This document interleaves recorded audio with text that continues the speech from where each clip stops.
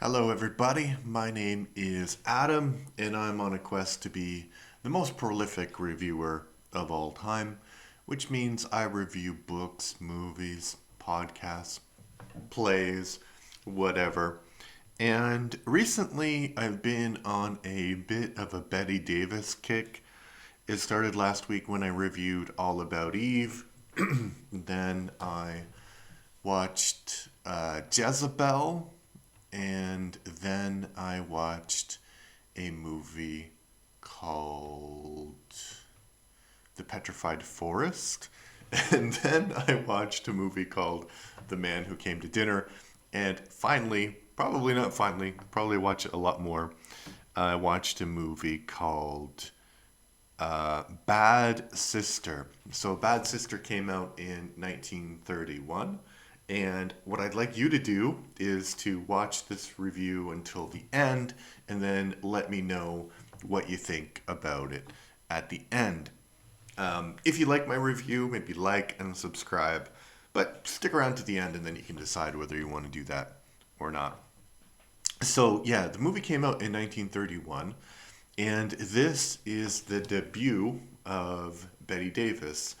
And it also stars Humphrey Bogart. And I made a mistake in the review that I did of The Petrified Forest because I said that that was Bogart's uh, film debut, but he actually debuted in another film in 1928. I don't remember what that was called, but so this was about 3 years after his debut. And he made a series of films in between the late 1920s and early 1930s. And he really thought that his future would be in film, but he kind of gave up around the early 30s. And then he came back for The Petrified Forest, which was the role that made him a big star. The film also stars Conrad Nagel, Sidney Fox, Zazu, and Zazu Pitts. And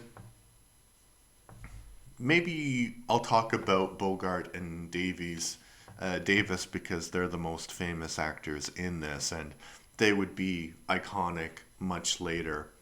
So let's talk about Davis first. So this was her first role, and the movie is quite interesting for that reason, and it's interesting for a number of other reasons, which I will mention later. But the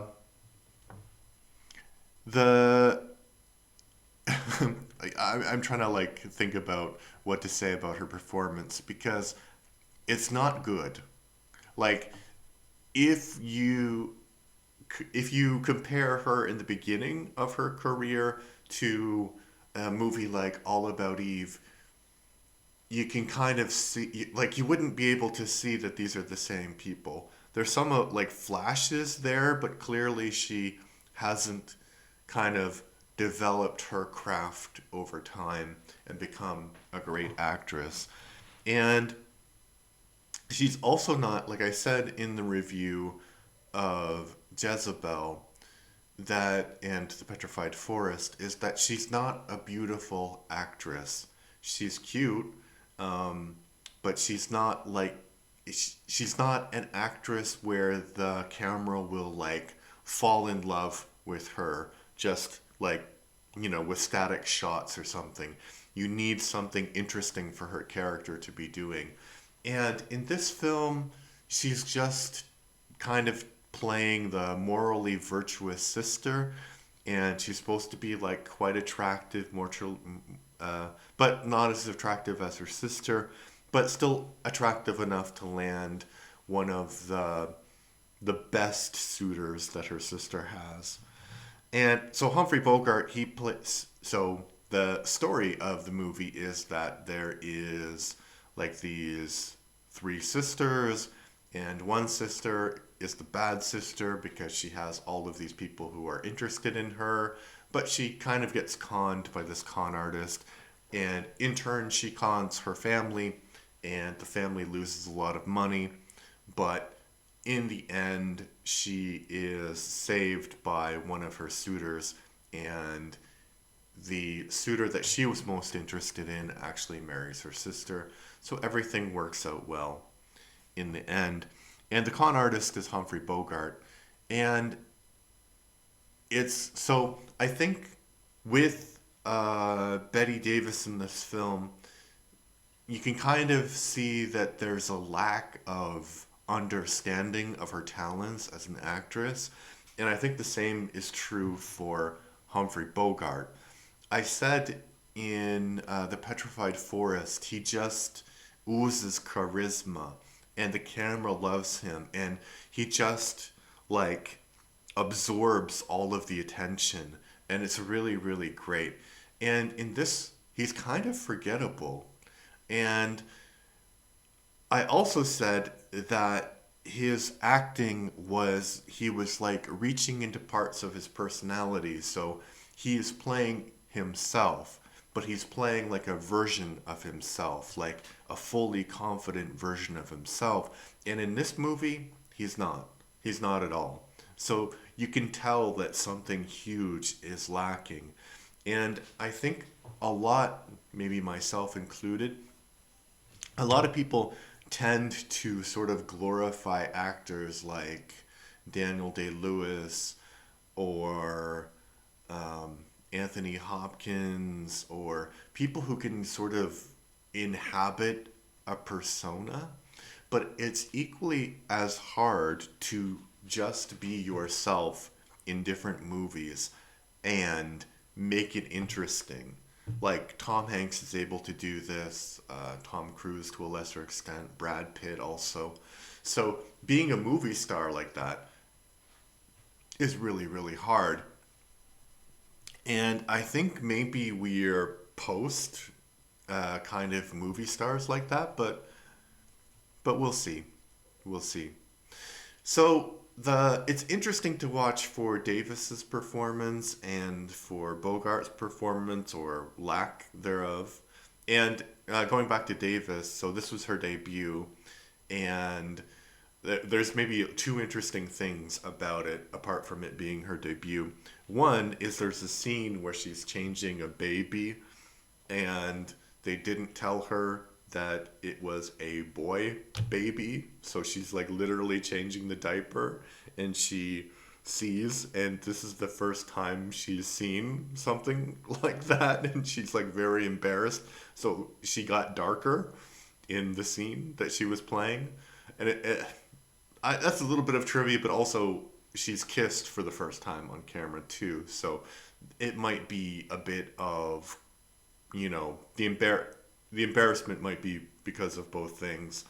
Um, yeah, and so she was kind of nervous going into this, and she asked some kind of makeup artist who was doing the picture, like what she could do, and basically he was so mean to her, like, "Oh, your hair is not a not a real color, and your eyelashes are weird."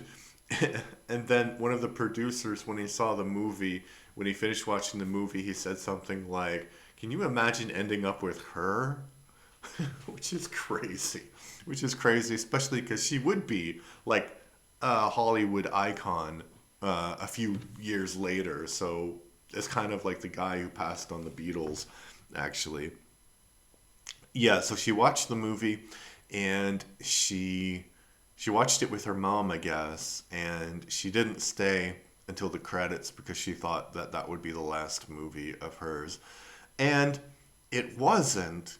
Like she made about 94 movies. So clearly she had a quite very productive and great career as an actress, but I don't think her feelings were invalid because there's no like you don't see Betty Davis in this film. You just see this actress who seems to be out of her depth, and it's crazy because she has other actresses and actors who are like so interesting. There's like a boy actor who like he's just full of energy in life. Her the woman playing her sister also kind of had it figured out. So if you were going to pick who would have been the bigger star, you would have picked her, and she had top billing, but I don't think that she was a fraction had a fraction of the career that Betty Davis had, and that is actually Sydney Fox. Um, yeah, so this was her debut as well. So you would think that Sydney Fox would have been the one that would have been more famous than Betty Davis. But I don't know what happened with Sydney Fox, but Betty Davis was given enough time to figure out how to act. And same thing with Humphrey Bogart. Yeah, about the movie itself, it's interesting for those two very strange performances, but it's also kind of interesting because the movie is quite short. It's like an hour and 4 minutes, which in it weirdly it feels long. It doesn't feel as long as some other movies that I've watched, but it definitely feels uh, way too it feels long and it's short. But the thing that is interesting about the movie is that it's on the cusp of the sound and silent film era, right? I think the jazz singer came out in 1930 or something. And recently I did a review of The Sound of Music on this channel. And no, not The Sound of Music, Singing in the Rain on the channel, and that movie is so joyful.